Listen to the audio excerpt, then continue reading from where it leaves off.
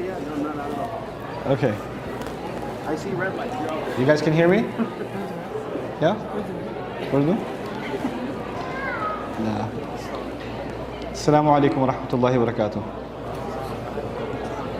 أعوذ بالله من الشيطان الرجيم شهر رمضان الذي أنزل فيه القرآن هدى للناس وبينات من الهدى والفرقان فمن شهد منكم الشهر فليصمه ومن كان مريضا أو على سفر فعدة من أيام أخر يريد الله بكم اليسر ولا يريد بكم العسر ولتكملوا العدة ولتكبروا الله على ما هداكم ولعلكم تشكرون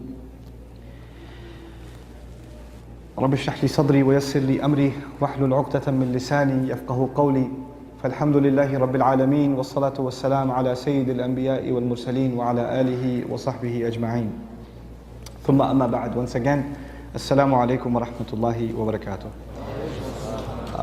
Inshallah ta'ala, this evening I'd like to share with you, as some of you probably already deciphered, some reminders that will help me and you prepare for Ramadan.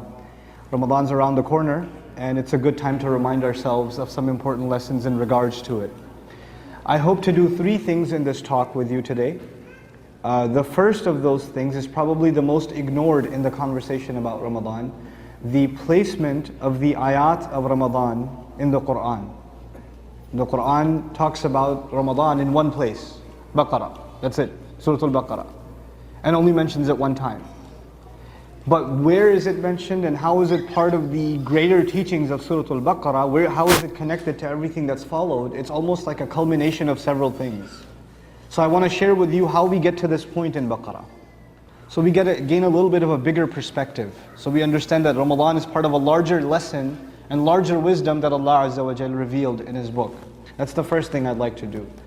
The second thing I'd like to do is pay attention to the ayat themselves and maybe extrapolate some lessons from the ayah itself and the way in which Allah talks about Ramadan. We all know what the month is and what its significance is, but I want to highlight exactly how Allah Himself talks about it and maybe help ourselves derive some benefit from that.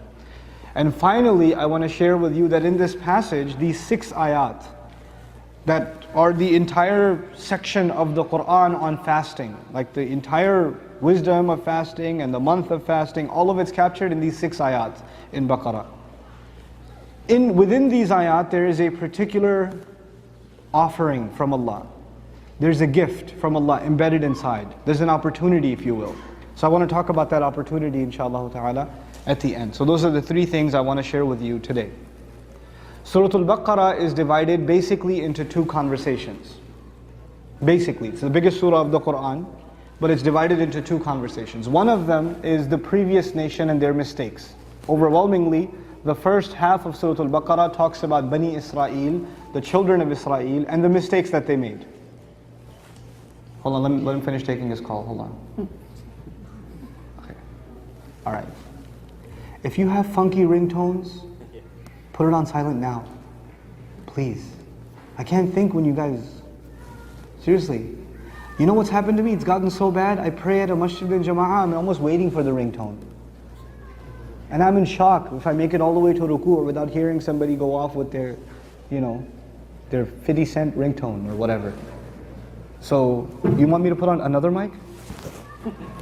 I don't know, I don't think these are enough. You have like 8 more? Okay. Okay, is this better? God, the echo is crazy in here. But anyway. So, the surah talks about two conversations, one Bani Israel and the other the Muslims. The first half of the surah deals overwhelmingly with Bani Israel, the sons of Israel, how Allah favored them, how many monumental mistakes they made. Is a whole list, like a list of counts. You know how a criminal goes to court and they say you are being charged with the count of this and the this and the this and the this. There's a whole charge sheet, a whole counts. You're being charged with this crime and this crime and this crime and this crime. And at the end, when all the crimes are listed, what comes after that in court? What's next? The verdict. The verdict. So what we're expecting at the end of that entire conversation is, well, what's the verdict? Within that list of crimes, however, I want to highlight one thing. The Jews of Medina rejected the Prophet ﷺ by overwhelming majority. They rejected him on the basis that he was not from the children of Israel. He was not from the sons of Israel. He was from the sons of Ismail. That was their final basis. But towards the end of the conversation with the Jews, when the crimes are being listed, Allah says, fine, you don't think he's from the sons of Israel? Let's talk about Israel himself. Let's talk about Israel himself. Israel, alayhi salam, his other name is Yaqub. His other name is Yaqub. And Yaqub, his father, what's his name? What's his name? Yaqub's father? Ishaq. And what's Ishaq's father's name? Ibrahim. Okay, so you want to say that he's not from the children of Israel, and Israel is your family, so he's not from your family. Is Ibrahim from your family? I mean, they call themselves children of Israel, but is it wrong that they're also children of Ibrahim? Is that true? Sure. So actually, first Allah talks about the great-grandfather. The grandfather, actually. Ibrahim alayhi salam. Then he says Ibrahim had a lot in common with Israel, whose name is Yaqub. And Yaqub alayhi salam, of all the things Allah could have highlighted, there's one particular thing I want to share with you. And by the way, all this conversation is about Ramadan, as you'll see. The whole thing's about Ramadan. Yaqub alayhi salam is at his deathbed, and his sons are surrounding his deathbed. He's about to die, according to the Quran, and he wants to give parting advice to his kids. How many sons did Yaqub have? How many sons did Israel have? 7? No, that's not 7, no. 12. Remember, 12 sons of Israel become 12 tribes of Israel. So these are the actual sons of Israel. When we say children of Israel, we think of 12 tribes. We're talking now in this ayah about the actual sons, father and actual sons of Israel. And they're surrounding him, and he's leaving them with parting advice. Let's listen to this parting advice. أَمْ كُنْتُمْ شُهَدَاءَ إِذْ حَضَرَ يَعْقُوبَ الْمَوْتِ Were you around? Were you witness when death came to Yaqub? When death arrived to Jacob? It presented itself to him. إِذْ قَالَ لِبَنِيهِ When he said to his sons, مَا تَعْبُدُونَ مِن بَعْدِي What are you going to worship after I'm gone? My time is gone. What responsibility, what life will you lead? In terms particularly of worship, because that determines everything else you're going to do in life. مَا تَعْبُدُونَ مِن بَعْدِي So they responded emphatically. They said, قَالُوا نَعْبُدُ إِلَهَكَ We're going to worship your God. وَإِلَهَ آبَائِكَ And we will worship the God of your fathers. We will stick to the religion of the family, yours and your fathers. And now they're going to mention some of those fathers. They say, Ibrahima wa Ismaila wa Ishaqa. Before they mention, by the way, they are grandsons of Ishaq. Before they even mention their own grandfather, who did they mention before that? Ismail. The Quran is arguing, you claim to be sons of Israel. Well, sons of Israel had more respect for Ismail than they even had for their own grandfather. They mentioned him first. First they mentioned Ibrahim, then they mentioned Ismail, then they mentioned Ishaq. How are you turned off by the fact that he's a son of Ismail? What's wrong with you? Ismail wa Ishaq. Ilahan wahida, he's one God, he's always been one God. All the children of Abraham have believed in the same one. And it's also a chronology because Ismail is the older son. And that's important too. It's chronology, the most ancient figure, Ibrahim, then under him Ismail, and under him Ishaq. That's the chronology. And then you, Yaqub, our father, and then us, the children of Israel, the children of Yaqub. So there's a chronology. And the chronology is important too. You know why? Because the son to be sacrificed, even the biblical version, sacrifice your only son. Well, the younger son couldn't have ever been the only son. Because the Christian argument is the son to be sacrificed was Ishaq. But actually, the only son, if there was ever a time where there was an only son, it was Ismail. And the Jews tried to circumvent that actually. They developed an alternative view and said, no, Ismail was the illegitimate son. Ma'adallah. Which is an accusation against Ibrahim alayhi salam and against Ismail alayhi salam. And Allah says, let me tell you how to resolve that problem. I will tell you what your own fathers, the actual children of Israel, they themselves said. If they didn't honor Ismail alayhi salam, why would they mention his name? They themselves mentioned his name. Ilahan wahida wa nahnu lahu muslimun. And we are Muslims to him. The word they used to describe their religion. The sons of Israel, the Jews, describing their religion to their father, said, we are Muslims. They call themselves Muslims. These are the closing arguments of Allah with the Israelites. You have always been Muslim. And when Muhammad sallallahu alaihi wasallam is given Islam, he's given what you were already given. You want to be true to your tradition? Nothing is truer to your own tradition than Islam itself. Look at what Yaqub alayhi salam himself asked his children. He tested his children. Israel asked those questions to his children. It says those still Yaqub alayhi salam's questions are alive. How are you going to answer them? Are you going to answer the same way your own fathers answered them? Or you came up with your own answers? Who's true to their tradition and who's abandoned their tradition? Allah flipped the question around on them. It's awesome. And once He did that, it's established, the case has been established, then the case, there's no more arguments necessary to be made. It's done, it's finished. So now what does Allah do? Allah starts talking about Ibrahim again. He goes back to Ibrahim. And He goes to the son that they refused to honor. He talks about Ibrahim with his son, Ismail, and they were on a project together. Father and son were on a project together. You could call it a construction project. وَإِذْ يَرْفَعُ إِبْرَاهِيمُ الْقَوَاعِدَ مِنَ الْبَيْتِ وَإِسْمَاعِيلُ. When Ibrahim was raising the foundations of the house along with Ismail. Now, Ismail obviously was left in the Arab lands.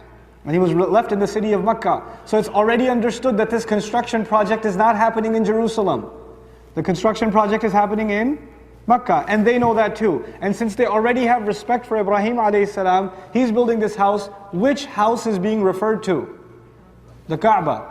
The Kaaba is, Allah talks about the building of the Kaaba and says, this Kaaba was built by your father too, Jews, sons of Israel. It was built by your father too. He built this Kaaba along with his son Ismail, which your own fathers honored.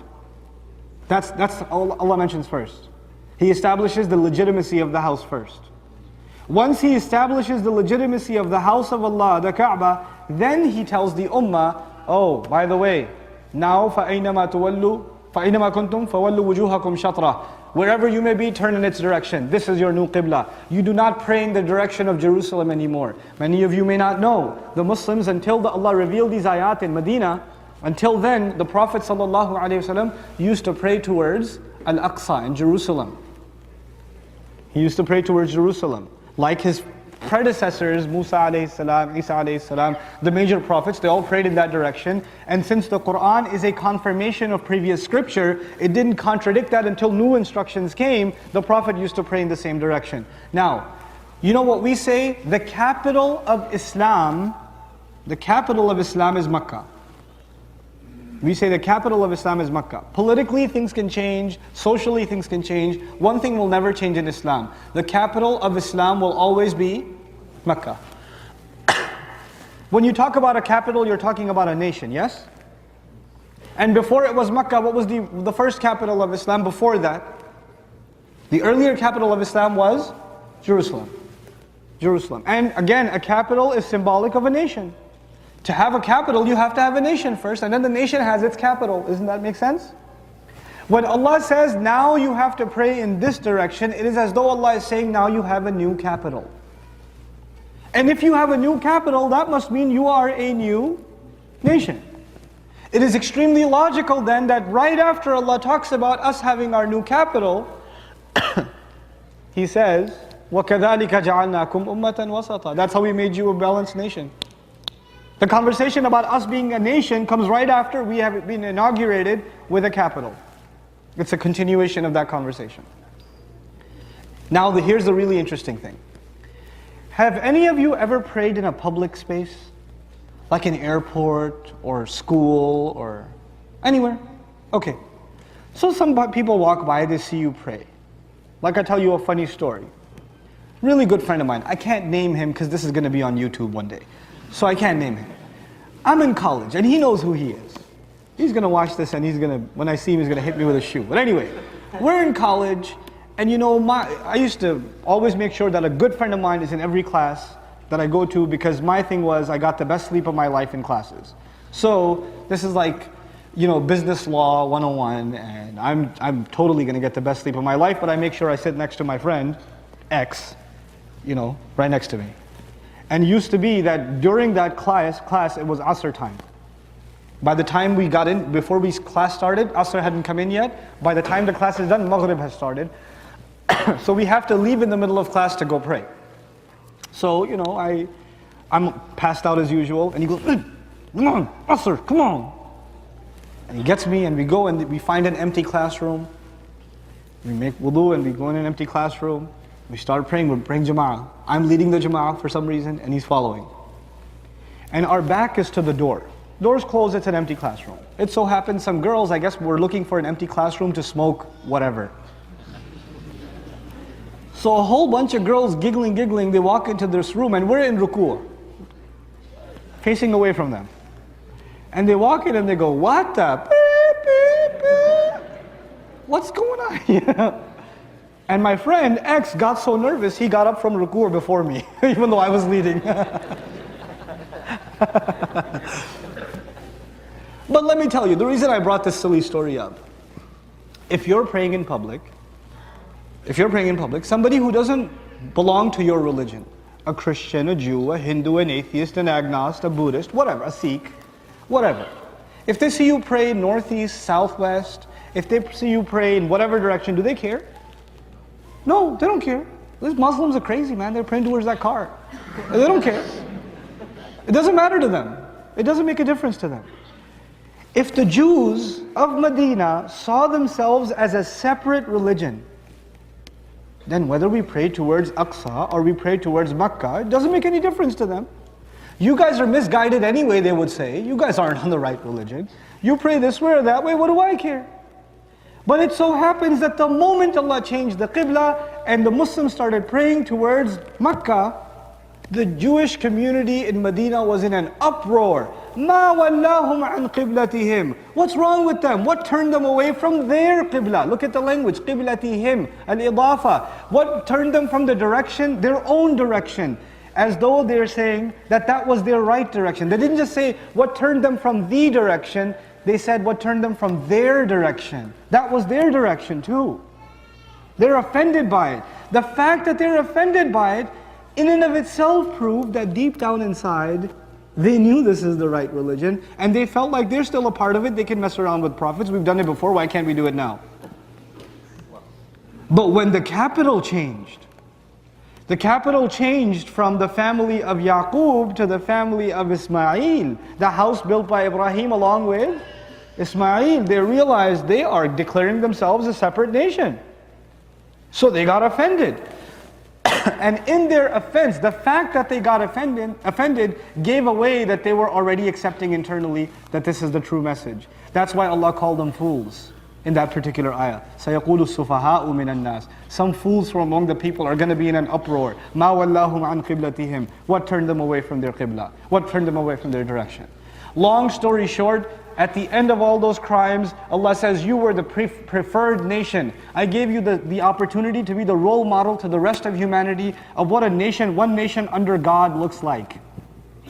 That's what the Israelites were told. And you failed that opportunity. You squandered those resources. And as a result, you are being deposed from that position. Your capital is no longer the capital. The capital will go back to the house built by Ibrahim along with Ismail. The Muslims will now pray in that direction. They are a new nation. And when they are a new nation, then the Muslims are told, now that responsibility of being role models to humanity that used to be on them, falls on you. لِتَكُونُوا شُهَدَاءَ عَلَى النَّاسِ وَيَكُونَ الرَّسُولُ عَلَيْكُمْ شَهِيدًا. Now let's move on. We're a new nation. But what makes us different from the previous nation? Surah Al-Baqarah began with that very point. ذَلِكَ الْكِتَابِ لَا رَيْبَ فِيهِ كَمَا سَمِعْنَاهَا فِي الْآيَةِ سَمِعْنَاهَا فِي الصَّلَاةِ. The same thing we heard in the prayer. This is the book, in fact. That's the book that has no doubt in it whatsoever. Which book is he referring to? Quran. Quran is what makes us a separate nation. Quran is what makes us a separate nation. Our capital is Mecca. Our constitution is the Quran. Because a nation has to have a capital and also has to have a constitution. And since this constitution has been formed, the day a constitution is ratified or a nation is inaugurated, is there some sort of celebration in any society? Is there some commemoration? Absolutely. We celebrate, for example, in this country, the day the Declaration of Independence, was formulated, etc., etc. Every nation has something like that. Now, what does Allah do to us? He says, well, when He talks about Ramadan, I'm coming to the ayah of Ramadan now. Shahru Ramadan, the month of Ramadan, alladhi unzila fihi al-Qur'an. The month of Ramadan is the one in which the Quran came down. You know the book that makes you a separate nation? It came down in the month of Ramadan. Allah didn't say Shahru Ramadan alladhi tasumuna fihi. The month of Ramadan is the one you're supposed to fast in. The month of Ramadan is the month of really heavy fried iftars. The month of Ramadan is the month of exhausting taraweeh. The month of Ramadan is whatever. First definition of Ramadan, Quran came down in it. In other words, we are learning something very powerful about Ramadan. You know how every nation celebrates its independence? The 4th of July. Pakistanis what? 14th of August. Indians what? 15th of August. 23 March, Pakistanis. Qaraardad-e-Pakistan. You know what I'm talking about? The inauguration of this ummah is not one day. It's not one day. What is it? 1 month. You are now celebrating the fact that you are an ummah on behalf, as a result of this incredible constitution that came from the sky, that is drafted by Allah Himself. You don't celebrate for 1 day, you celebrate for 30 days. Ramadan is the celebration that we are a new ummah. That's what it is, first and foremost. It's a recognition that that nation did not fulfill its responsibility and this nation will. The first thing we're going to recognize about Ramadan is it celebrates our status as a new ummah. That's the first thing. It's incredible. Which Muslim thinks like that anymore? We just think, oh, Ramadan, great time to lose weight. Even though most of you end up gaining weight anyway, because you overcompensate, you overcompensate. But anyhow, coming back to the point. Did you know that we prayed in the same directions as the Jews? And we also fasted on the same days as the Jews. Before Ramadan came, the Prophet used to fast, sallallahu alaihi wasallam, on the same days as the Jews did. Why? Because again, our religion is a confirmation of previous scripture. Until our scripture, revelation from God, doesn't tell us to change things that were already in place, that were legitimate in and of themselves, the Prophet will maintain those practices until he's told differently. So he maintained the fasting on certain days. Those were less than 10 days. Some argue 9 days. Now the first ayah is actually about fasting. يَا أَيُّهَا الَّذِينَ آمَنُوا كُتِبَ عَلَيْكُمُ الصِّيَامُ كَمَا كُتِبَ عَلَى الَّذِينَ مِنْ قَبْلِكُمْ لَعَلَّكُمْ تَتَّقُونَ. Those of you who have faith, fasting is mandated on you just like it was on those who came before you. In other words, your fasting is no different from their fasting. It's just like their fasting. This is the ayah before Ramadan about the fasting that we used to do before even Ramadan started. But I want to tell you something about this fasting before I go on. My second point about Ramadan. How many days did I say before Ramadan? 9. Actually, roughly 9. Allah says, أَيَّامًا مَعْدُودَاتٍ. They're just a handful of days. And ma'dudah is more. Ma'dudat, jam'u qilla naqul bil Arabiya. Jam'u mu'annath salim, jam'u qilla. They say it's a minimal plural. In other words, it's just a handful of days. So before Ramadan, we didn't have to fast 30 days. We only had to fast maybe a little over a week. Number one. Allah calls it a few days. Number two. By the way, is that easier or harder than Ramadan? 9 days versus 30. What's easier? 9 days is way easier. Number two. فَمَنْ كَانَ مِنْكُمْ مَرِيضًا أَوْ عَلَى سَفَرٍ فَعِدَّةٌ مِنْ أَيَّامٍ أُخَرٍ. Whoever of you is traveling or he's sick, then they can make it up later days. If you miss those fasting days, you can make them up later, and your excuses are two, either health reasons or travel. You got two excuses. But there's another provision, وَعَلَى الَّذِينَ يُطِيقُونَهُ فِدْيَةٌ طَعَامُ مِسْكِينٍ. Those who can afford it and have the power to do so, also means those who had the power to fast and they were like, I don't know, I don't feel like it. I don't want to fast. They can actually even pay for it later. They can feed an orphan as compensation for not having fasted. So there was 2 ways you can make up a fast. What were the 2 ways? Come on. You can make it up? Number 1. What's number 2? Sisters, are you alive? What's number 2? You can feed, not your husband, no, not your husband. You can feed a poor person. And she goes, yeah, my husband. I'm kidding. So, you can feed, you can feed a poor person. You have 2 options. And how many days did I say? 9. Allah says about Ramadan, whoever witnesses this month, فَمَنْ شَهِدَ مِنْكُمُ الشَّهْرَ فَلْيَصُمْهُ. Whoever witnesses this month should fast the entirety of it. Is that easier or harder? That's harder. Now it's 30 days versus, or give or take 30 days versus 9 days. Then he says, فَمَنْ كَانَ مَرِيضًا أَوْ عَلَى سَفَرٍ فَعِدَّةٌ مِّنْ أَيَّامٍ أُخَرٍ. Whoever was traveling and sick, he can make it up. So if you miss a fast, what should you do? Make it up. What used to be option number 2? You could pay. You could pay. That option is no longer mentioned. The option's taken away.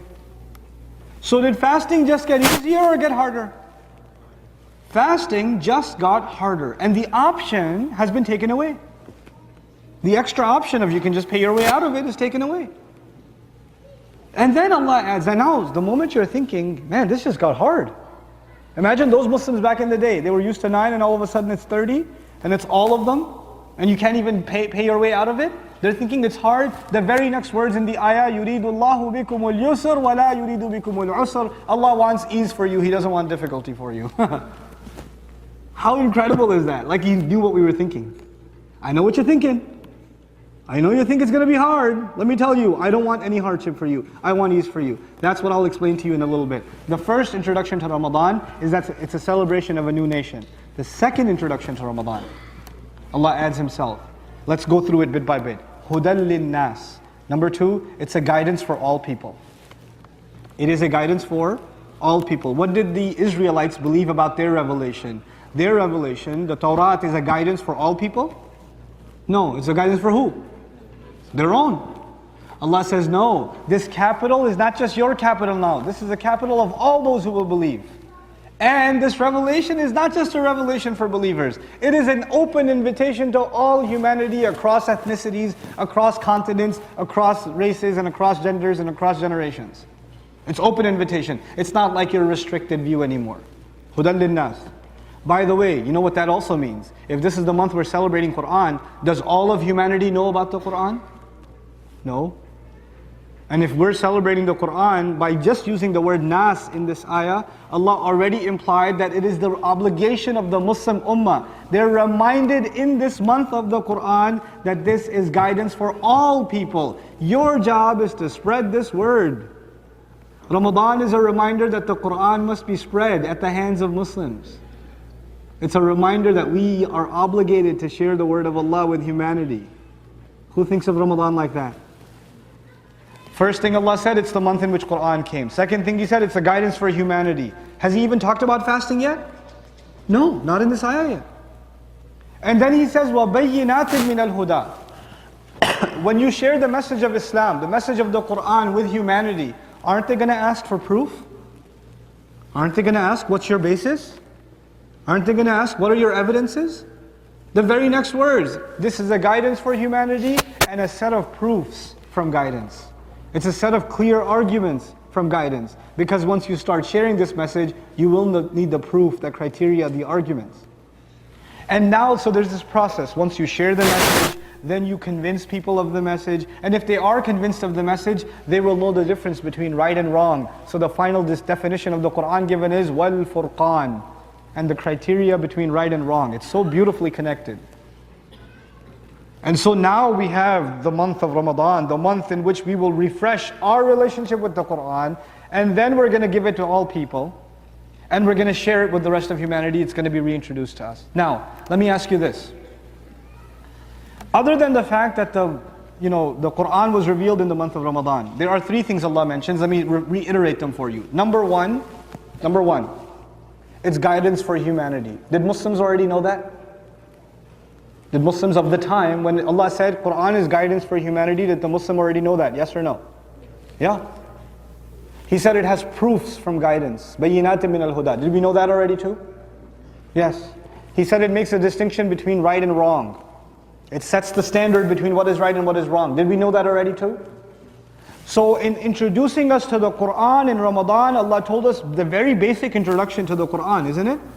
You know what that teaches us?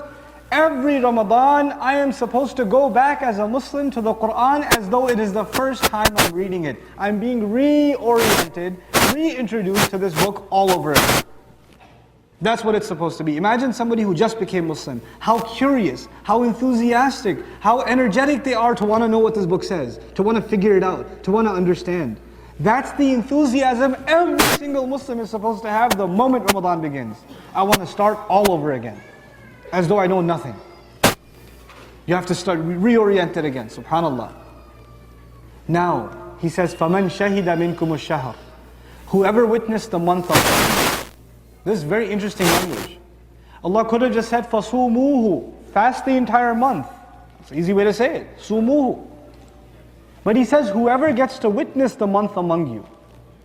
The language seems to indicate Allah is saying, not every one of you will have the honor and the award of being able to witness this incredible thing called Ramadan. Some of you will not live to see it. But if you are among the few lucky that I have gifted the opportunity to, that you get to stay alive these 30 days, then you better celebrate as best you can, because that's an amazing honor. And Allah's way of teaching us to celebrate is فَلْيَصُمْهُ. Fast.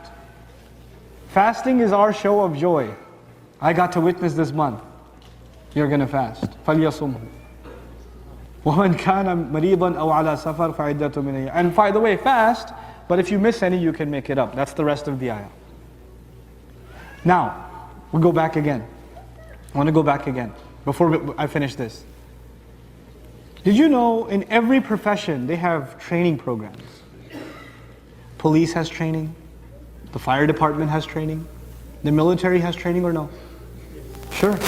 Especially in professions where you are going to be headed towards certain danger and you're going to be facing serious challenges, they have these simulations and trainings ahead of time before they throw you out on the battlefield, put you out on the street, actually have you go into a burning building, etc. Because these are challenging, threatening situations. And training is all the more important in those fields. Everybody knows that. Now, in the training itself, when some guy says, I want to work at the fire department.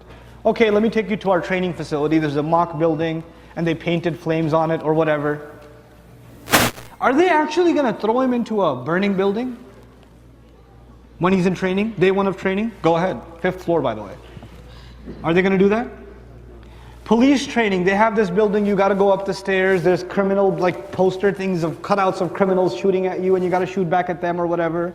Are they actually going to have actual criminals in there with guns pointing at you? No, not on day one of your training. You're going to be given those exercises, but there's a level of safety. You're protected. So you can get better and better, and then you will be thrown out in the real world. Isn't that the case? Ramadan is actually training. Ramadan is actually training. And in training, you have to ease the challenge a little bit. You have to ease the challenge a little bit. So you know what Allah says? Our biggest challenge is shaitan. So in this 30 days of training, what does he do? Locks up shaitan. Have a good training. I don't want you to mess up in your training. Have 30 solid days of good training. SubhanAllah. But let's talk about what this training is. What's it for? I mean, the predominant thing, the practical thing we do in Ramadan is fast. Fast. But this is not the ayah of fasting. This is the ayah of the virtues of Ramadan. The ayah of fasting is the ayah before this one. The ayat before this one. What do those ayahs say? What is the purpose of fasting? كُتِبَ عَلَيْكُمُ الصِّيَامِ كَمَا كُتِبَ عَلَى الَّذِينَ مِنْ قَبْلِكُمْ لَعَلَّكُمْ تَتَّقُونَ. You were given fasting, bottom line, you were given fasting so you can develop a consciousness of Allah. You can become aware of God's presence. You can be cautious. in your speech, in your behavior, in your actions, in your financial dealings, in your family dealings. You would recognize that Allah is watching. You would become ever conscious of the presence of Allah as you would be if there's a camera on you. As you would be when you're driving and you see the police car. Taqwa takes over. You just slow down, your muscles relax, you start acting all normal, you know. Everything chills out when there's a cop right there, you know. And sometimes you don't even realize there's a cop right behind you, right? And then the lights turn on, and you're like, oh, ya laytani. And then he passes by you and you say, Alhamdulillah. It's a spiritual experience for a lot of you. An exercise in taqwa. But let me tell you, Allah, according to this ayah, this is the riddle here. Allah says you will fast so that it develops in you what? Taqwa. That's a very interesting correlation. I want to help you and myself understand that correlation. Fasting is of what things? Physically, what things? What do you abstain from? What do you stay away from when you're fasting? Food and drink. And obviously, you know, intimate relations with the spouse. These are the physical things you stay away from. Allah says you stay away from these physical things and you will develop something called what? Is taqwa something physical? Taqwa is something spiritual. So you're going to engage in this physical exercise and you will develop something that is not physical in nature, something that is taqwa, spiritual. It's not physical. So how do you take something physical and develop something spiritual? That's the riddle here that I'd like to help solve. So let's take this one step at a time. It's a hot day in Texas. You're at work, you're fasting. Your coworker, non-Muslim, or not that Muslim, he's got one of these. Man, it's hot today, 105.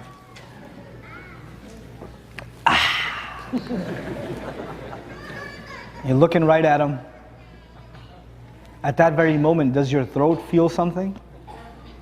Your throat feels thirst or no? It does. You go over to your cubicle, next to you there's a guy and he's like chowing down on this chicken, you know, and he tells you, man, this halal restaurant is awesome. You're like, that's halal? Does your stomach feel something? Yeah. But there's also another entity inside you, your heart. Your throat starts yelling, give me drink, give me drink, give me drink. And your heart says, hey, throat, shut up.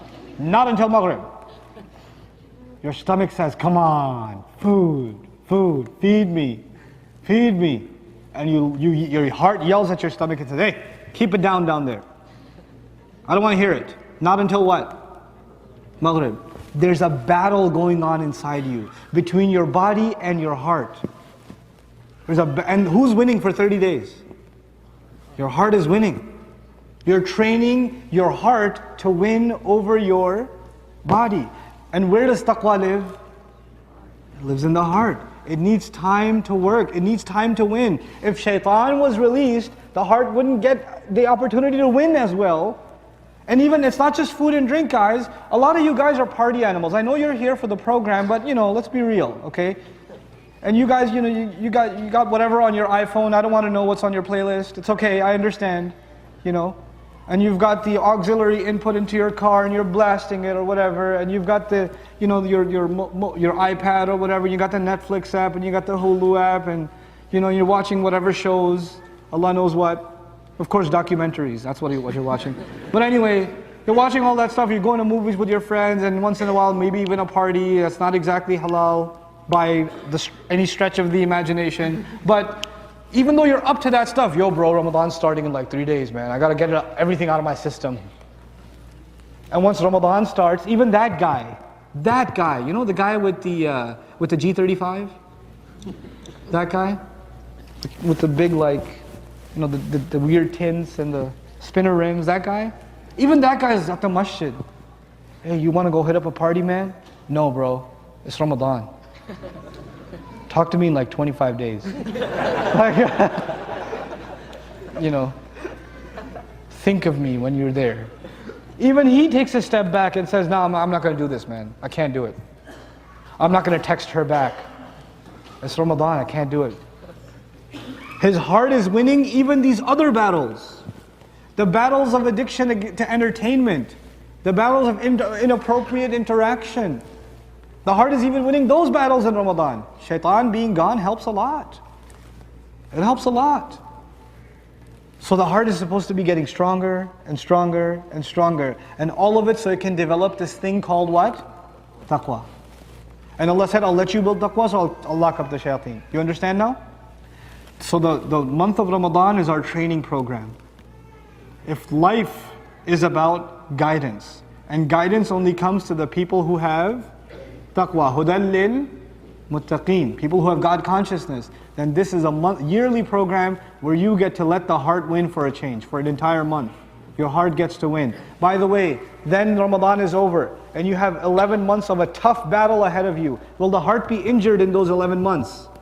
Yes, so it needs to recuperate and strengthen itself again. So you need to come back as you were before, start all over again. You don't finish this training and you're done with it. You got to go back and you got to go back, you got to go back. It's refresher training for our hearts every year. This is Ramadan. This is what it's supposed to be. It's no joke, guys. For you and me. Knowledge is up here. Taqwa is down here. You can gain knowledge and gain knowledge and gain knowledge and not have an ounce of taqwa. Taqwa will come when you exercise that muscle. When you let that heart win. SubhanAllah. So he says now, فَمَنْ شَهِدَ مِنْكُمُ الشَّهْرَ فَلْيَصُمْ وَمَنْ كَانَ مَرِيضًا أَوْ عَلَى سَفَرٍ فَعِدَّةٌ مِنْ أَيَّامٍ أُخَرٍ يُرِيدُ اللَّهُ بِكُمُ الْيُسْرَ. Allah wants ease for you. He says He wants ease for me. Why did He make the days of fasting more? How come He took the opportunity to give fidya and get out of the problem, pay my way out, pay the fine and I'm done?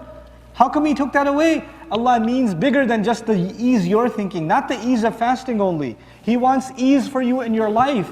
You will never have ease in your life if you don't have guidance. And you will not have guidance until you have taqwa. Allah wants your life to be easy, and ease will come only with guidance. That's what He wants for you. That's why He gave you Ramadan. So He said, Ramadan's tough, bro, but Allah wants ease for me.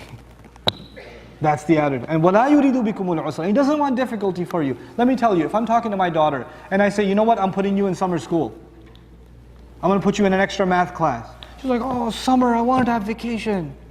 And I put my hand over her shoulder and I say, I don't want difficulty for you. Or first I say, I want you to be happy. And then I say, I don't want you to be sad. Isn't that saying the same thing? I want you to be happy. And what else did I say? I don't want you to be sad. Isn't that the same thing? But somehow when a father lovingly says it to his child, I want you to be happy, I don't want you to be sad, the second time around it just hits you. Yeah, Dad wouldn't want me to be sad. Allah wants ease for you. And He doesn't want difficulty for you. And let me tell you why I gave you this month. Do you get your training certificate? If your training program was 30 days, do you get your certificate if you do 15 days and get out? No. What happens to most people that join a workout program, like an intense workout program? They drop out. Because the waswasa is too strong. You can't do it, you can't do it. Come on, why are you killing yourself? Look at that donut over there. Come on, come on. And I can't do this. I'm done. I did a whole week, bro. You know, if shaitan was around, we'd start giving up on fasting in like a week. We don't. You know why? Shaitan's not around. And by the way, let me tell you something else. How many parents here of teenagers? Show of hands, please. Parents of teenagers? Okay. Parents of teenagers, you tell your children, do your homework. How many times you got to say it? One time, right? They say, they say homework, right? I already did it. Finished. Thanks, Dad. Thanks for the reminder. Is that what happens? No. What do you have to do? Do your homework. Did I say do your homework? Did you do your homework? Hey, how's it going? How's your day? Did you do your homework? Homework. You're not having dinner until you have homework. You better have done your homework. Then they'll post it on Facebook. Homework? Question mark. They'll tweet it. Homework? They'll leave a voicemail. HW. You know? Then they'll call your friend. Yo bro, your mom called me. She said you should do your homework. They'll repeat. And the thing you don't do, and if you ask the parent, if I go to one of your houses and your dad's yelling at you, hey, do your homework, do your homework, do your homework. I turned to the dad and said, why are you saying it like that? He said, well, you know, if he listened, I wouldn't have to do that. And I'm just going to say, well, you know your kid better than I do, so homework away. Do your thing. Did you know Allah tells us to have taqwa in the Quran over 200 times? He talks about taqwa well over 200 times. So you can have taqwa, so you can ittaquhu, la'allakum tattaqun, la'allahum yattaqun, man ittaqa, over and over and over, 200 times. Why do you think Allah would talk to us about developing consciousness of Him 200 plus times? Because we don't develop it. If one time would have done it, it would have worked. How many times did He tell us to fast in Ramadan? By comparison, how many times did He tell us to fast in Ramadan? One ayah in the Quran. A huge number of Muslims to this day, no matter how irreligious they are, that one instruction is still being maintained. Allah knew in His wisdom what I need to say one time and it'll work, and what I need to say 200 times. SubhanAllah. But the whole point of Ramadan was to develop the thing that you don't develop. The thing that had to be said 200 times. Now, وَلِتُكْمِلُوا الْعِدَّةِ, I gave you this so you get to complete the period. Complete the 30 days. I want you to finish your training. When somebody finishes their training, what do? Tell me, call it out. Celebrate. I finished my training, I got certified. I got it. Here's my badge. Here's my certificate. When you finish training, it's time to celebrate. And when people celebrate, Muslims, you know, some Muslims are very conservative, they don't clap or whatever. When somebody goes up to the graduation podium, what do? Takbir! Allahu Akbar. That's what they do, isn't it? It's getting really awkward now because more people are takbir lazy, so the guy goes, takbir! And he's the only one saying, Allahu Akbar. It gets really awkward. But anyway, our idea of celebrating is saying what? Allahu Akbar. Do you know where that comes from? Why do we celebrate with the words Allahu Akbar? Allah taught us to do that in the Quran. When you finish your training session for 30 days, لِتُكَبِّرُوا اللَّهَ عَلَى مَا هَدَاكُمْ, so you can say takbir, you can celebrate in the way Allah guided you. So when Ramadan is over, we're walking over to the Eid prayer, and what are we saying on our way? Allahu Akbar, Allahu Akbar, La ilaha illallah. That's celebration, man. You just got your certificate. Congratulations. Your heart has just been strengthened. Go out and get that shaitan for 11 months. Go out there and destroy him. When you come out with Allahu Akbar, La ilaha illallah. لِتُكَبِّرُوا اللَّهَ عَلَى مَا هَدَاكُمْ, based on how He guided you. And then at the end of it all, He says, وَلَعَلَّكُمْ tashkurun. So you can be grateful. Check this out. Allah says you were given fasting so you can become God conscious. He says you were given Ramadan so you can be grateful. There's a difference. Purpose of Ramadan to make you grateful. But they say, like Sha'arawi rahimahullah so eloquently said, Ash-shukru ala ni'mah.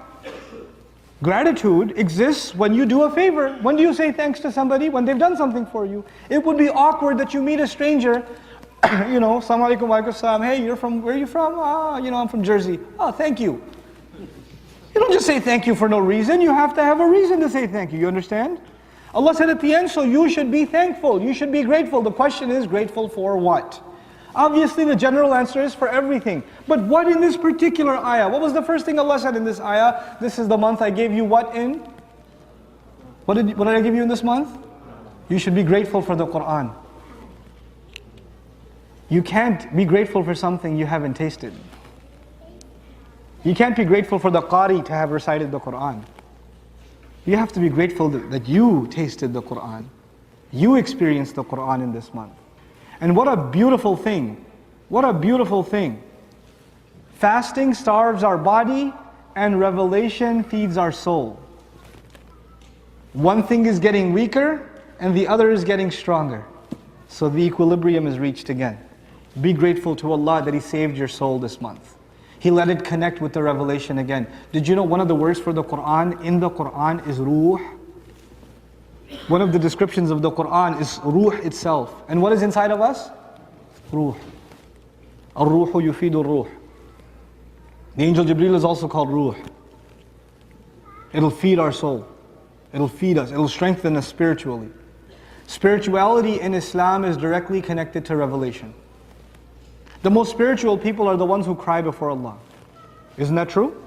The most spiritual people are the ones that cry. They can't even help themselves. Tears come down their eyes. That's a spiritual experience. And what does Allah say?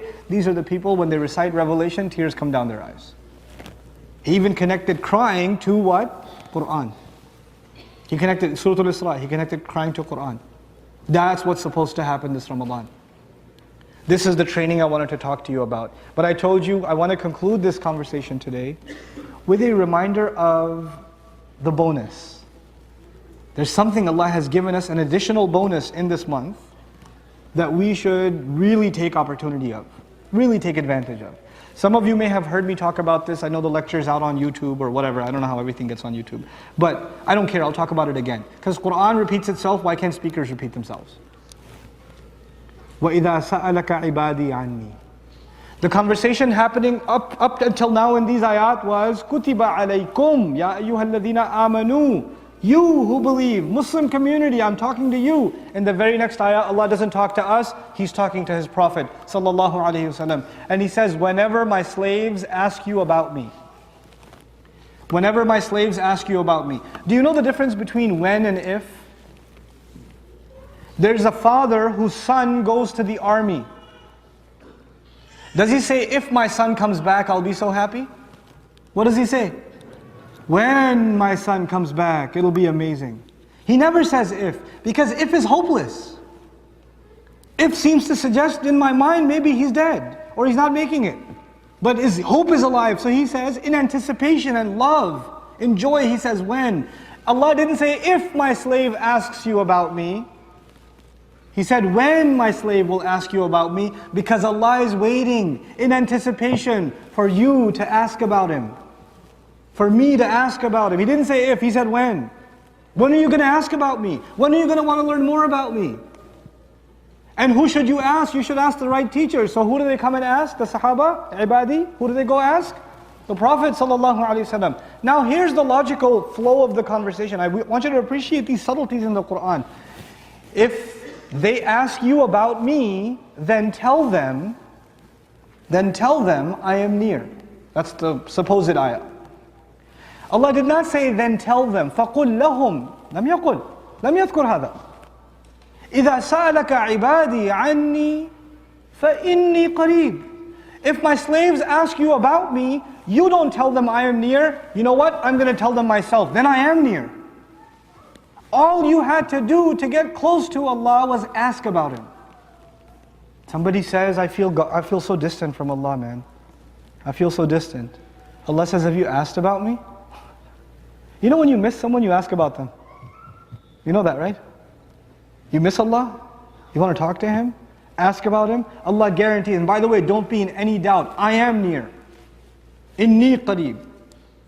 But the ayah said, if my slaves ask you about me, ibadi. So somebody might say, but I'm not a good slave. I'm not that good. Maybe Allah is close to the people that are good, but I'm not one of those guys. How can He be close to me? Allah says, ujibu. I respond. And before I share this with you, you need to understand the comparison. How many of you work for a big corporation? If you work for a big corporation, maybe 500 employees, 1,000 employees, how often do you see your CEO? You don't.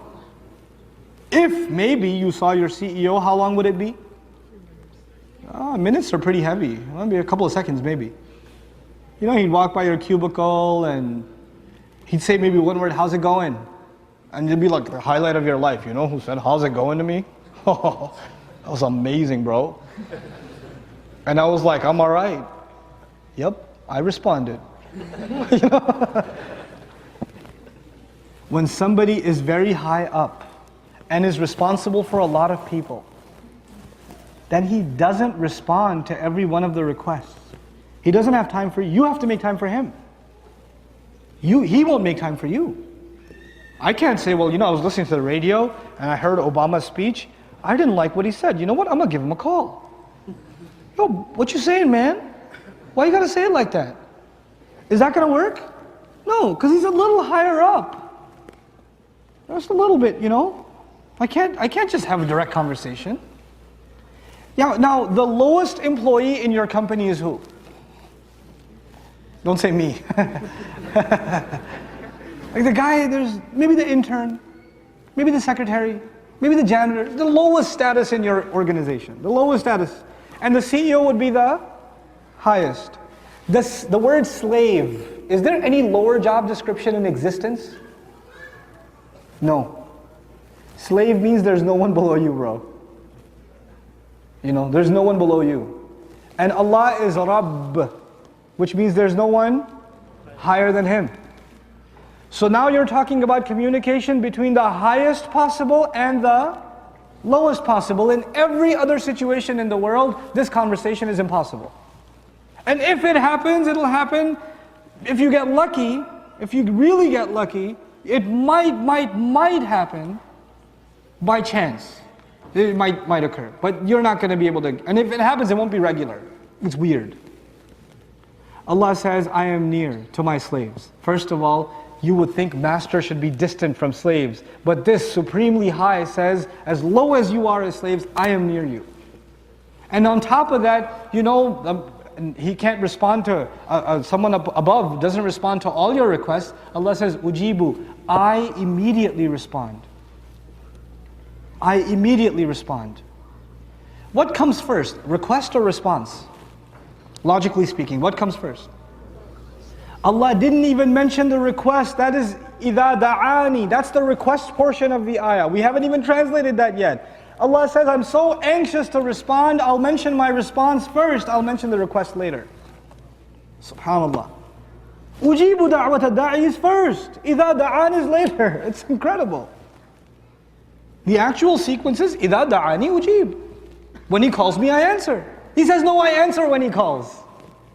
He mentions His enthusiasm. First we learn He's in wait. He's waiting for us to ask about Him. Then He says, I will respond immediately. By the way, there are two words for answering. There's astajibu and ujibu. Astajibu means I will try to answer, or I will answer over time. Two meanings. I will try to answer and I will answer over time. Also means I want to answer. Just because somebody wants to answer, does that mean they actually answer? No. But if you say ujibu, it means I immediately answer. People that are important, you have to leave them voicemails and they will maybe call you back in 2 years. Allah says, you don't have to leave me a voicemail. I'll respond immediately. But the thing is, and I'll give you another example to help you understand this better, I had to take my daughter to a specialist. One of my daughters, she needed to see a specialist. And these specialists, they're very rare. You know, every city has 2 or 3, maybe. And you go to them and they have a long waiting list. And they give you an appointment 3 months later. And it's not up to you what day. They say there's an opening, you want it or no. Take it or leave it. So you take it. And if you're 10 minutes late, what are they going to do? Another 4 months, 5 months, go. I don't have time for you. When you have to meet with someone important, your schedule doesn't matter, their schedule matters. Isn't that logical? Doesn't that make sense? Allah says, I respond to the call of the caller, إِذَا دَعَانِ, whenever he calls me. Call me whenever you want. Middle of the day, middle of the night, whenever it's convenient for you, I, the Most High, will make immediate time for you, the Most Low. Isn't that something? The power of dua. Allah is inviting you and me to make dua whenever. Whenever. إِذَا دَعَانِ. But there's more. I want to share a couple more things with you. He says, da'wa, da'wata. What is this called in Arabic? Some of you, even if you don't know Arabic, you know this word. What is it? Dua. He didn't say, ujibu dua ad-da'i. He said, ujibu da'wat ad-da'i. Da'wah, with this ta marbuta at the end. I know I'm getting Arabic a little bit, but I'll simplify it in a sec. This ta marbuta actually is called masdar marra. What this means in the English language is something that happens at a single moment. Allah is saying, I'm not talking about me responding to someone who makes dua all the time, he prays to me all the time. Even if there's a guy who's never prayed to me and he decided one time to turn to me sincerely. One time he made dua to me. That guy, I'm talking about that guy, da'wata, a single call. And then he said, ad-da'i, I respond to the call of the caller. Let me tell you this. A caller could be anybody, isn't it? A caller could be anyone. Does a caller have to be a righteous person to be a caller? No. The Arabic word caller captures anybody. Allah didn't say you have to be this righteous, your beard has to be this long, you must have prayed this many prayers, you must have finished Hajj, you must have done this and this and this, and you must be purified of all these sins before you get to call me. He says, so long as you're a caller, and even if you call once, I'll respond. How many calls does he get? Can you imagine? Now when you get a lot of calls, is it easy for you and me to forget who was I talking to? I have a horrible memory. I mean, I mix up my kids' names. I have a terrible memory. Brother comes up to me and says, brother, I met you last year at the convention. I was like, okay. I don't remember. I'm sorry. I start my conversation with an apology. I'm sorry, I don't remember. You know, you look familiar though, like kind of Muslim. You know, that's all I can say. I can't say much more. Allah did not say, and by the way, when somebody is anonymous, you call them a caller. When somebody is known and recognized, you call them the caller. Allah didn't say, ujibu da'wata da'in. He said, ujibu da'wata da'i. I respond to the call of the caller. Meaning he's not just anyone to me. He is not an a, he is a the. He is particular to me. He's unique to me. He's an individual to me. So you and I have a direct, no shared access with Allah, in which He recognizes every one of our presences and every single one of our du'as, because du'a could have been all du'a, but da'wah is every single one of them, with the ta marbuta at the end. Da'wat ad-da'i, whenever you call. This is Allah's invitation. This is the passage about Ramadan, right? When is this invitation most open? Ramadan. You really want to get your act together with dua? When do you get that jump started, super jump started? Ramadan. He is near. He's opened that invitation. Let me conclude with this ayah. فَلْيَسْتَجِيبُوا لِي. Then they should try to respond to me. He said, I respond over time or immediately? Which one did he say? You remember? I respond immediately. Allah didn't say, well, you should respond immediately too to me. He said, no, then they should at least try to respond to me. They should at least want to respond to me. Allah says, I'm not expecting too much from you. At least give me a sincere effort. Don't give me ijaba, give me istijaba. فَلْيَسْتَجِيبُوا. He switched the verb. See, that's why Arabic is important, guys. If you read the English translation of the ayah, probably 90% of what I shared with you today is not there. And when you make that intention, I guarantee you Allah will open doors for you never imagined. I guarantee it. Because Allah guarantees it. So He says, فَلْيَسْتَجِيبُوا لِي. Try to respond to me. وَلْيُؤْمِنُوا بِي. And they should believe in me. Allah mentioned believing in Him at the end, because when people pray to Allah, Ya Allah, get me a raise. Ya Allah, let me marry that girl. Let the family say yes. I know her father hates me, but please, somehow, put something in his heart. Put something in his heart. And the girls make a dua, Ya Allah, not that guy, please not that guy. You know. You're making dua, and sometimes you don't see the results of your dua. Sometimes you don't see the results immediately. And then you start thinking, well, God said He's going to respond immediately, where's my raise? Ya Allah, by the time I reach my car today, my 1978 Cutlass Sierra in the parking lot, let it be a BMW M5. 2012. Navigation, spinner rims would be nice. Ameen. And you get to the parking lot, you're like, what's up, God? It's Ramadan and everything. Nothing working. No. Allah says, the prayers are answered not on your schedule.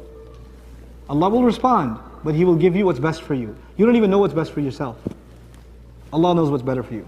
He'll respond though, in His way. And His way is way better than your way, trust me. So that requires you to believe Him, that His way is better. His way of responding is better. I'll give you a small example of that. A mother is afraid that her baby is going to die. A mother is afraid. Mother of Musa is afraid her baby is going to die. Allah says, breastfeed her. Breastfeed the child. Ayah comes, just feed the child. You might think, soldiers are coming to kill. If they hear a baby make a single noise, they're going to kill a baby. You're telling me to feed the child? No, she trusts Allah and she starts feeding the child. And guess what? When a child is being fed, does the child make noise or no? So they don't hear the child.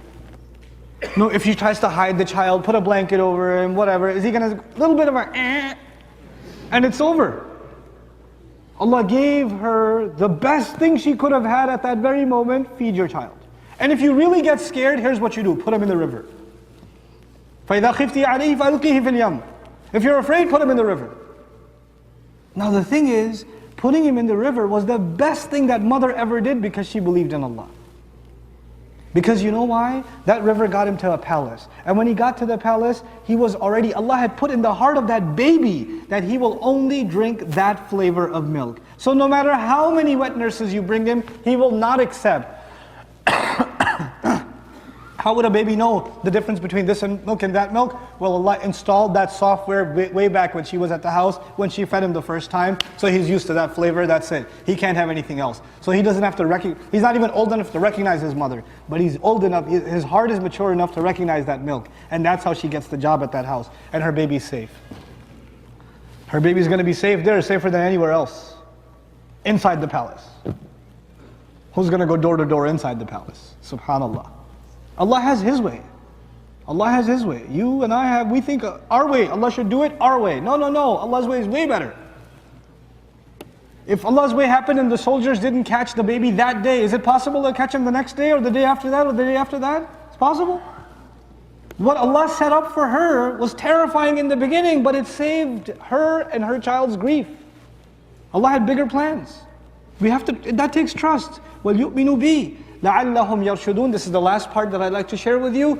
Allah said, fasting was given so you can get what? Taqwa. Ramadan was given so you can be what? Grateful. Dua is given so you can get straight. You can be heading in the right direction. You can be guided. لَعَلَّهُمْ يَرْشُدُونَ. Allah is saying there's a direct connection between talking to Him, asking for things, and being guided. That is why the surah of guidance, the surah of Fatiha, how do we ask for guidance? In a dua, ihdina. We're learning guidance and dua are one and the same. They're fused together, they're inseparable entities. And you and I, if we're not making a lot of dua, then I can guarantee you we do not have a lot of guidance. Allah says they should believe in me, they should ask me, they should try to respond to me so that they can be set straight. You don't make dua and you're going to have problems. You're going to have problems.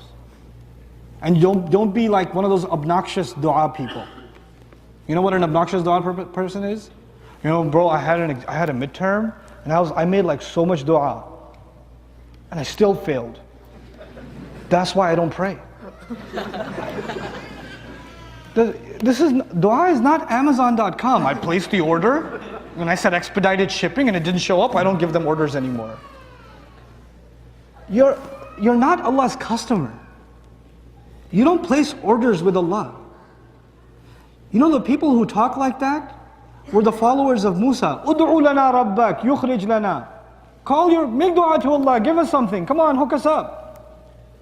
The followers of Fir'aun talk like that. Ud'u lana rabbak. Call your master, make these 9 signs stop. Make them stop. You think you're entitled to get Allah to do what you want to do? Then you sound like the misguided followers of Fir'aun or the misguided, excuse of followers of Musa alayhi salam. That's what you've become. Come on, don't have an attitude when you make dua to Allah. Understand, He's the highest, you are the lowest. Maybe you forgot that. Just because He made Himself available, you think you lose your place. You start thinking, man, I made dua and nothing happened. Come on. You can't have that attitude. You can't. And a lot of people lose faith because their du'as are not answered. 1 minute and I'm done, inshallah. A lot of people lose faith because their du'as are not answered. We have to be the people, the more we make dua, the more our iman increases. May Allah Azza wa Jal make the month of Ramadan a month of taqwa for us, a month of gratitude for us, and a month of being set guided for all of us. Barakallahu feekum, barakallahu li wa lakum fil Quran al-Hakim, wa nafa'ni wa iyyakum bil ayati wa dhikr al-Hakim. One last announcement for all of you, inshallah ta'ala, it's a request. Some of you know, a lot of you don't. If you can remember this website and visit it and share it with family and friends, amazedbythequran.com. amazedbythequran.com. It's the first conference that I and my colleagues have tried to put together. It's going to be a yearly event. Myself, Sheikh Abdul Nasir and Imam Suhaib Webb from Boston. He's flying in from Boston. The three of us are going to have a one-day program in Dallas. It's actually fairly close to the airport, and it's on June the 30th. It's a family event, and we're expecting over 1,000 people to attend, inshallah ta'ala, maybe even about approximately 2,000. So I'd like as many of you to be a part of that. Youth groups here should take a bus out there. Families should go, inshallah. It should be a great event for the family too. Babysitting's available. You can sign up for that online also. What's the website? Amazedbythequran.com. Thank you so much for listening. Barakallahu wa lakum. Assalamu alaikum wa rahmatullahi wa barakatuh. Allahu Akbar! I want to miss my Allahu Akbar.